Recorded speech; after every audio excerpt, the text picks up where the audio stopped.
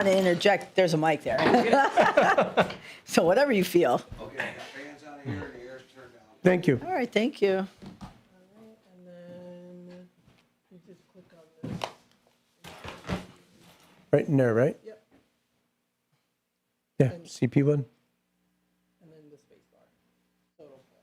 The Elgin Police Department is dedicated to working in partnership with the community to promote safety and enhance the quality of life by serving with professionalism, encouraging open communication, Unless somebody and calls embracing diversity. Engaged, Partnering with our citizens and involved in our community. progressive, Embracing innovative Sometimes, like, or strategies they'll- while maintaining proven practices. dedicated, Serving with integrity and professionalism. Elgin became an incorporated city in 1854 and installed its first police marshal, George W. Renwick.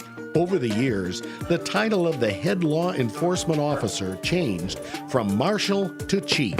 And although the role has expanded, one duty has remained consistent: to It's up at the ensure top. law and order for the citizens of Elgin. It's time now for Fridays with the Finest, featuring Elgin's current police chief, Anna Lally, on Elgin's hometown radio station since 1949, WRMN AM 1410 and 96.7 FM.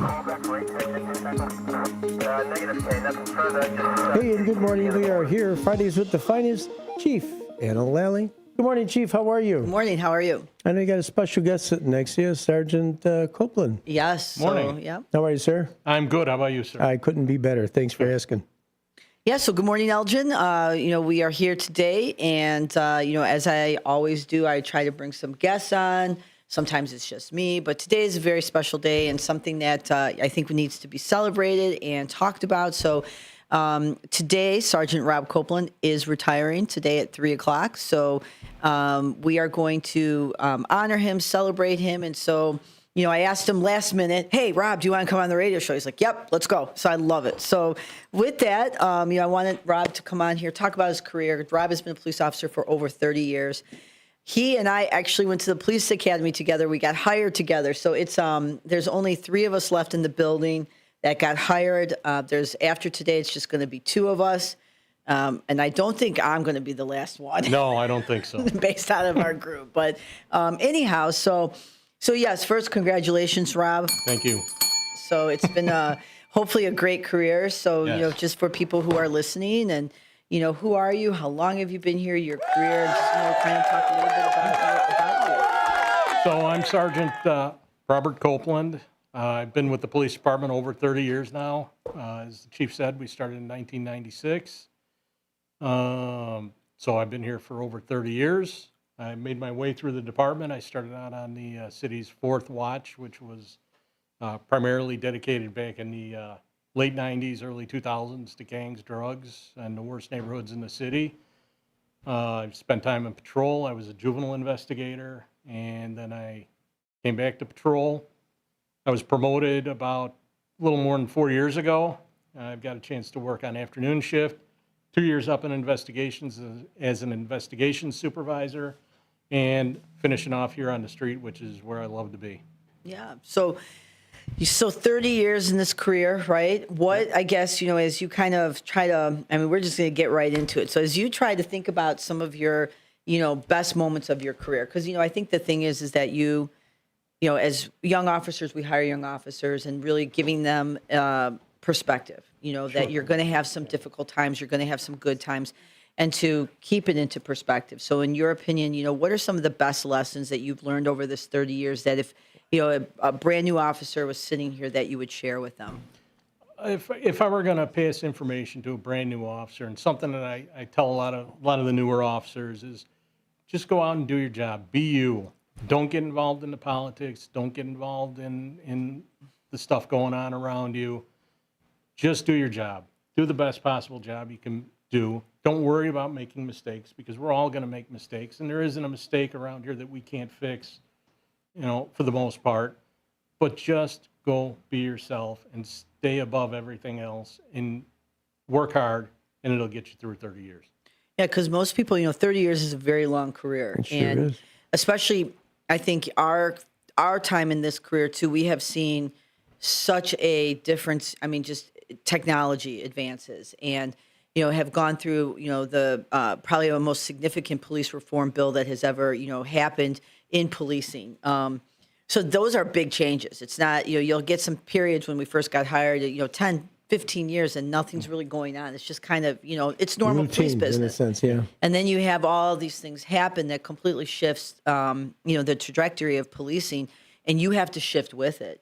Otherwise it becomes very difficult to, stay in this profession if you still think it's 1996 and we're policing like it's 1996. So Rob has been really great at, and that's not to say that there doesn't come with some, I don't really like this, but there's a little resistance, right? But that's okay because it's also, those are the conversations that continue to push the department forward, but also at some point embracing, this is what policing is now. And for us to be those ambassadors to the next generation and say, change is going to happen. It's how you endure change. It's how you move through that. So, what do you think? I'm sorry, you were going to say something. I was just saying, you think about when we started, the only thing that was in the car, you carried a radio, and there were 2 radios in the car. Now we have computers, body cameras, tasers, Yeah. so much technology. It's changed, and 2 a lot radios. You of had your regular band and you had Isburn. Remember? That's it. Yes. And then the car-to-car radio, which Yeah. people would get in trouble for. Right? Yeah. So I mean, you Yes. roll with the technology, and even with the new technology, you get used to it, and the more that we have it, the more you rely on it. Like the body cameras, that was a controversial thing when it Yeah. came up, but I wouldn't go out without one. I love it. Yeah. It's like That's my the best friend. partner you have. Yeah, If you're absolutely. doing the right thing and you're not, why wouldn't you want, it backs you up. Yep. Yeah, it's very significant. I mean, especially that, if I tell you I'm going to give you a body camera and you have to wear it all day and everyone's going to see what you do, it's the fear of being criticized. It's the fear of, people seeing that maybe you're not as capable or competent. But if you are, you're just like, fine, give me the camera, right? Which I think most people, especially now, we're 8-9 years into body cameras. It's just part of what we do. So the new officers that we hire, they know nothing but that. They know nothing but, drones and technology and cameras and all this stuff. So it's definitely a good thing. But, some of the things that when we, as new police officers and learning the streets, right? The map book that was given to us, and it forces you to. Remember the old map? Yes, we do. Yes. And then, someone, phone book. whoever Xeroxed the pages, if anyone remembers Xeroxing, they've left a page out and you're all confused. You're like, where's the page? But what, as you look back in 30 years and, you think about some of the most significant cases maybe or incidents, do you have like a top 2 or 3 things that as you leave here, what are your top 2 or 3 memories of the police department? I think kind of a funny memory, so to speak. I was in investigations the first time as an investigator, and somebody stole the colonial cow. And I got a tip from a King County sheriff, a friend of mine, who said, hey, I just stopped a car, and this guy turned over for us and gave up the location of the cow. The cow. So me and my partner went out to the house. After a little bit of talking and convincing, we were able to get the cow back, which they loaded onto a trailer. They decorated it with flags and drove it back with style to the Colonial, where it was Nice. turned over and no charges were pressed. So you caught the cow from the cow caper. Yes, sir. There you go. That's Okay. The crooks from the So- cow caper. So that's kind of the fun stuff. Then and the colonial is no longer there, so you can't even Correct. see the Yeah. cow. People don't. Yeah. Yes. Exactly. On the more serious stuff, I mean, I think the bigger thing isn't maybe necessarily a case, but starting out with the 4th Watch, we did a lot of gangs and drugs and worked in the worst spots in the city. That combined with help from other city departments and the other shifts, we were able to change the dynamic of the city from being kind of a high crime, rougher area to what it is now, and that's something I'm really proud of. And then lastly, we kind of talked about it beforehand, but the Karen Shepherd's case started in my office with a retired officer when I was up in investigations as a supervisor, and gave us kind of a little bit of a framework of it, which I was able to pass on to Detective Houghton, and that's how that case got rolling. And then, one of the things too is, obviously last year in November, Sergeant Rich Free passed away, and we had talked about that. And, during that time, Rob he has been in charge of our honor guard, and that was something that I think, what you did during that time, no one will ever forget, right? The ability to, lead a group of people who, Rich was part of the honor guard. Yes. So it's you have to be sensitive to not just the fact that you have to conduct this. This is what we're doing. This is what it is, the process, but also be very mindful of people's emotions behind the scenes. And you absolutely did that. And I think, I thank you tremendously for what you were able to do for the officers. And, it's a difficult thing. Yes. And I think when you have people that were, we coming together and just saying we have to do this right because this is one time. And I think you get that, and it was very obvious and apparent to me that was a sentiment that was running through when you guys were practicing and how we're going to do this. And so, and the end result is hopefully you give the family a little bit of peace. So, Yeah, that was a difficult process because with Sergeant Free being a member of the team, everybody's emotions were high, and to try to harness that energy and get it directed in the right direction, and then have the entire department kind of leaning on what it was that we were planning on doing was a tremendous responsibility. And I was happy to take it on, and I am so glad it turned out well. I am so glad that it brought peace to the family and to the officers. It brought us all together, and that's what I was aiming for when we started doing it. And there were great people that worked around me, from Detective Miller, Sergeant Jones, Sergeant Stein, and all the rest of the Honor Guard guys just put their hearts and souls into it. And at some point, you almost feel less of a leader and more like the director of a three-ring circus, because everybody's doing things, but they're all doing it together, and it just makes the organization Yeah, to work in harmony is so much better. Yeah. And you, with your experience, throughout the department, your leadership and 30 years on the job, that kind of made things probably blend together. They went to you as a senior guy, like, okay, how are we going to handle this? Yep. So that had to make you feel good. Yeah, it did. It did. My guys had total faith in what I was doing. They knew that I had a plan. And then everybody just came out of the woodwork to say, hey, what do you need? What can I do? How can we make this happen? So it was just teamwork at every level. Yeah, never about you or any individual. It was Never. about It was the about officer Sergeant that- Free. Sergeant Free. Yeah, it's a shame. I do want to ask you, I'm going to circle back for those that may not understand. Like your fourth shift, the fourth watch, was that kind of like a TAC unit or? So it was a unit Overlapping? it was called a power shift. Oh, okay. And we worked from 6 p.m. to 2 a.m. We only did it for, I don't know, maybe 6-7 years, and eventually it just got folded into the afternoon shift. But it was a special shift that was 100% proactive. We did handle calls when needed, but our job was mainly to go out and deal with gang and drug issues in the worst spots in the city and try to put an end to it. Great.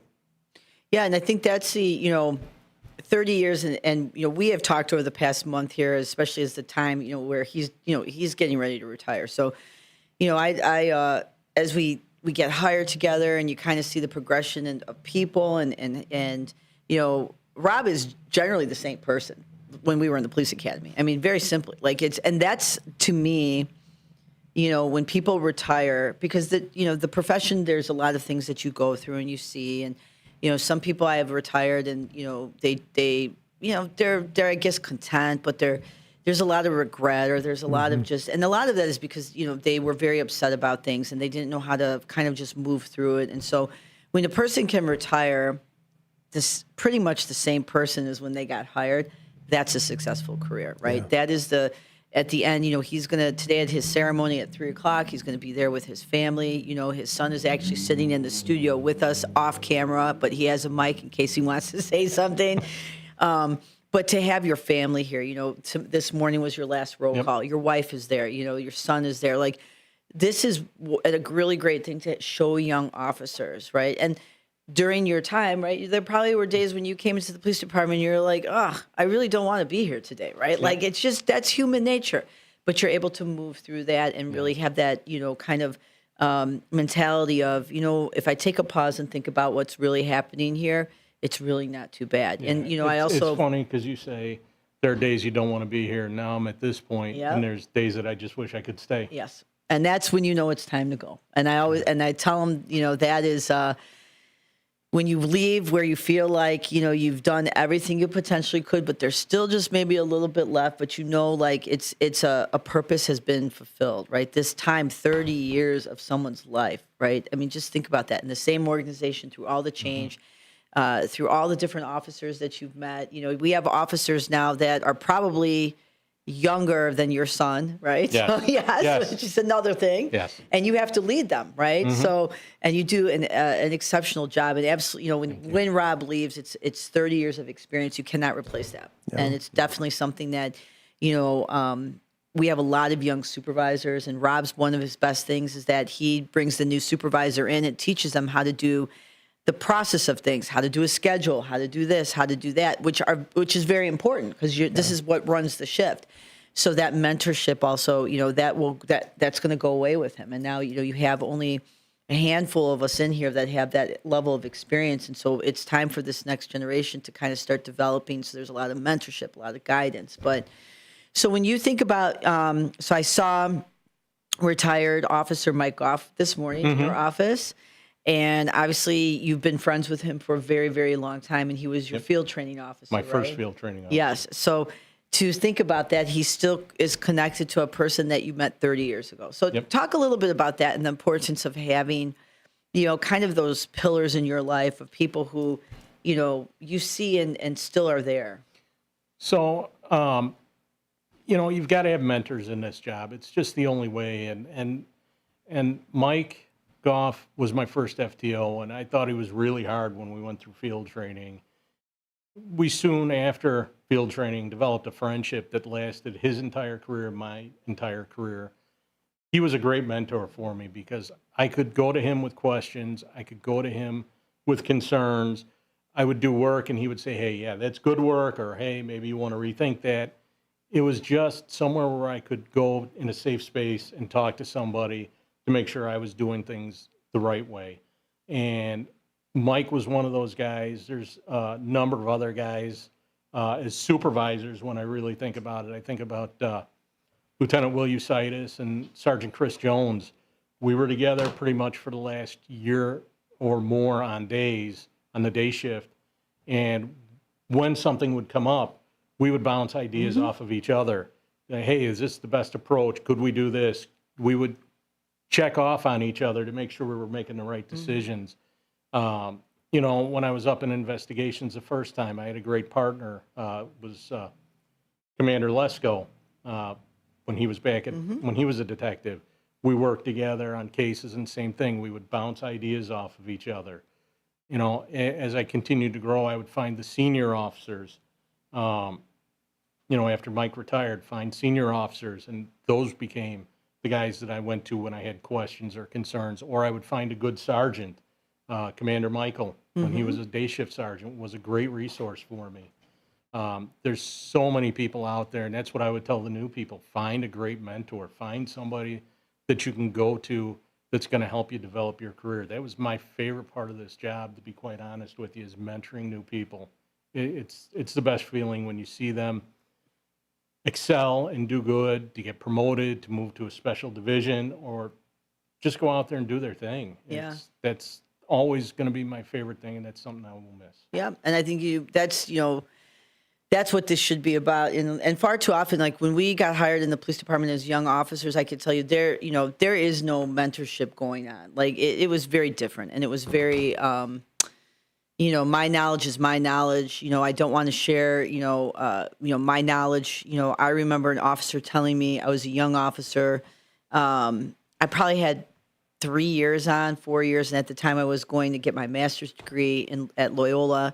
And I wasn't telling anybody what I was doing. I was just doing it, but somehow he was doing his or had gotten his. And we started talking about school. And one of the things he told me, was, make sure you don't let people know what you're doing. And like, I'm like, what? And he's just like, because people will feel like that's a threat. And I just never believed in that. Like if you gain knowledge and you gain experience and then you gain wisdom, it is your responsibility to pass that on to the next generation and not be, and not be worried about what that appears to be. So I never really adhered to that philosophy. I know this person was coming from a good place as they're telling me it, but he had experienced something bad. So I kind of said, okay, I get that. But I think the department today is so much different, where it's encouraged, and you have to, because the supervisors are very young, officers are very young. So you can't just leave people kind of at their own will, and, everyone's going to figure it out. Now, whether or not it's the right thing is a different thing, right? So being able to sit there and kind of, have those discussions Which is why you have to find a good mentor. Because there are people that do the job right, and there are people that will cut corners in any job. And you want to make sure you're finding the right person and not the person that's going to take the easy route. Yeah. And that's exactly, I think the lesson too for the young officers, so Rob, with his years and his experience, and especially as the honor guard, you're going to pass the honor guard to leadership. You run the honor guard, you're about to pass it on to 2 other people, and, just what does that look like, and the conversations that you have. And it's very important because they're about to take a very big responsibility on one that, really is tested, last year with Rich's Very serious passing. responsibility, because you're taking that reverence into what they've served, what that fallen officer has served, and you've got to convey it and keep it all pulled together. And I'm extremely certain that the people that I'm passing it on to, Sergeant Stein and soon to be Sergeant Sostry, are going to do a great job with it. The passion is there. The rest of the team's passion is there. They are a bunch of true professionals when it comes to this, and they put their hearts into it. So I have every faith in the world that they're going to continue to do well. All right. So as we get to the last few minutes here, so what does it look like for tomorrow morning? You're going to wake up, right? Saturday morning. What's it going to look like for now retired Sergeant Rob Copeland? First off, it'll just be nice to sleep past 4 or 5:30 in the morning. And actually, let's start with tonight. Stay up past 9. There you go. The day shifters got to get to bed early and get up early. So that'll be first thing. I'll be honest with you. I'm probably going to go get a cup of coffee somewhere, unwind, and then my wife and I are going to get ourselves ready because we got to take our son back to Omaha, Nebraska, where he's a teacher.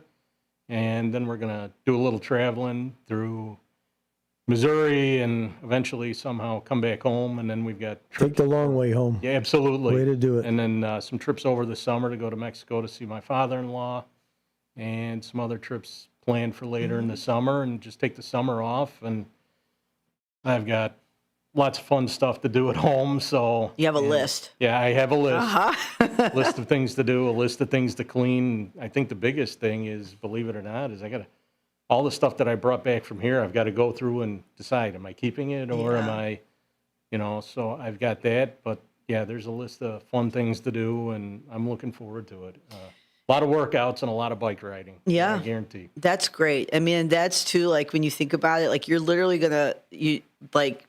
when you wake up tomorrow, something that you have done for 30 years, right? Like, and to truly appreciate that and to savor that moment, it's to end it like this, So you leave with good memories, right? Yeah, there's days and people who are just like aggravating to you every now and then. That's just life, right? But in the big scheme of it, right, when you sit tomorrow morning and you have that cup of coffee and you reflect on your career, there's no doubt it's going to be filled with good stuff, as it should. So, you have a few minutes here. Is there anybody that you want to thank in the community, your family, any last words that you want to do? This is forever recorded in history. Obviously, I want to thank my wife, Maria, my son, Bob, over here, my other son, Guillermo, my mom for all the support throughout the years, the support of the Honor Guard, the entire department, the King County Chiefs of Police Association Honor Guard, and the DuPage County Sheriff's Honor Guard, who all trained together. I want to thank Lieutenant Will Eusitis, Sergeant Chris Jones for being my partners for the last year. It's been incredible. And I want to thank the department overall for its support through good times and bad. There's been ups, there's been downs, but the department's always been there. It's been my second home, my second family. I will truly miss it. And lastly, I've got to thank God. I have to. I'm here for 30 years, and by His grace, I'm actually still here today. I could have been gone not that long ago, and through His grace, He saw me through it so that I could finish up here today, and I I will forever be thankful, and thankful to the department overall. That's beautiful. Yeah. Congratulations to Thank you. So, yep, congratulations, Rob. Thank you. I will see you obviously later today and send you on your way, the right way, celebrating you. And I appreciate everything you've done for the community, for the department. I'm very happy for you. Very glad that you're here with your family, and that you're doing it the right way. So let this be an example for young officers, and people, just in general. Life can be hard, difficult. You run into a lot of different people, things happen, but in the end, it's going to be those little moments where you remember where it's like, what, I actually made a difference, right? And for 30 the years. better. God bless you. Yeah, thank you. I mean, you got it in line. This is great. And you know what? And accolades to you, Chief, for the way you let the officers. I've been hearing how their last day, what it consists of. What a way. What a way to go out with your pals, with your friends, with whatever you want to call them. How cool is that to be able to have that little feeling of, 30 years. Thank you very much. You're telling him thank you. And everybody's having that opportunity to thank you for your service. And I'll say from all of us here at the City of Elgin, thank you for serving 30 years. Yeah, That's it a used long to be at the department. It used to be have a good day, see you.